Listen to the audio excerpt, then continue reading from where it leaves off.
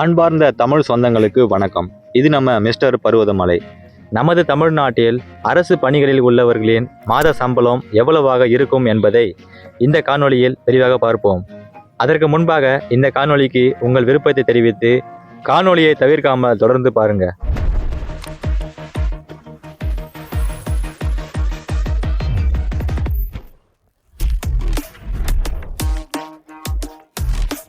தமிழ்நாடு அரசு பணியாளர்களின் சம்பள நிலைகள் மிக குறைந்த நிலை முதல் மிக உயர்ந்த நிலை வரை 5 நிலைகளாக பிரிக்கப்படுகின்றன. முதலாவதாக மிக குறைந்த நிலை.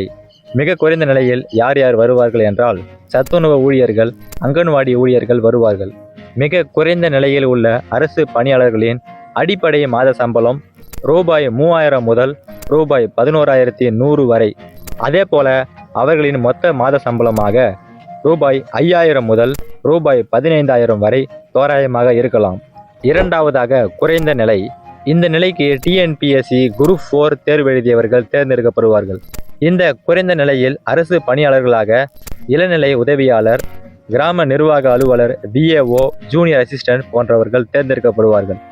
இவர்களின் அடிப்படை மாத சம்பளம் ரூபாய் 19,500 முதல் ரூபாய் 20,600 வரை இருக்கலாம்.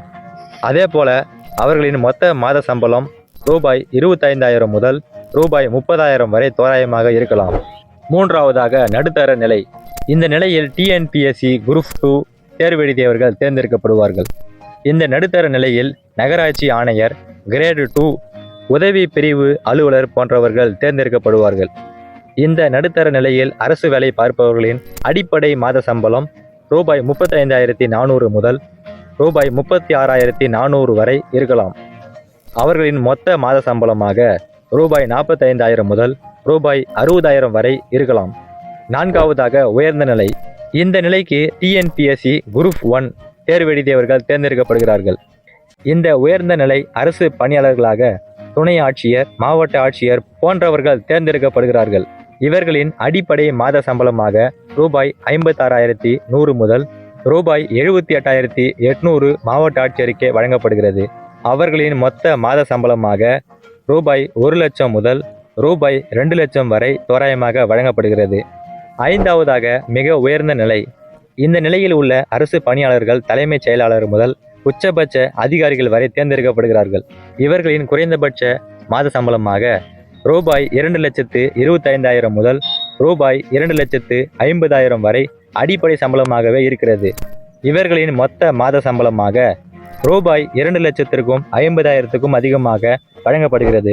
இந்த 5 நிலைகளில் அரசாங்க ஊதியத்தில் குறைந்தபட்சமாக ஊதியமாக வழங்கப்படுவது ரூபாய் 15,700. இதுவே அதிகபட்ச ஊதியமாக மிக உயர்ந்த நிர்வாக பணிகளில் உள்ள தலைமை செயலாளர் நிலை வரையில் உள்ளவர்களின் அடிப்படை மாத சம்பளம் ரூபாய் 2,50,000 வரை நிர்ணயிக்கப்படுகிறது. மாவட்ட ஆட்சியர் பதவியில் உள்ள IAS அதிகாரியின் அடிப்படை சம்பளம் பொதுவாக மாதம் ரூபாய் 78,800 முதல் ரூபாய் 1,18,500 வரை இருக்கலாம். இது அவர்களின் ஒட்டுமொத்த பணிக்காலத்தை பொறுத்து மாறுபடும். அதாவது மாவட்ட ஆட்சியர் இணை செயலாளர் நிலையில் இருக்கும்போது அவரது அடிப்படை மாத சம்பளமாக 78,800 வழங்கப்படுகிறது.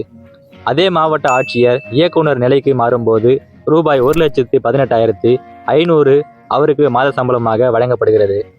இதில் இணை செயலாளர் நிலை என்பது அவர் 12 ஆண்டுகளாக மாவட்ட ஆட்சியர் பொறுப்பில் பணி அனுபவம் பெறும் நிலை.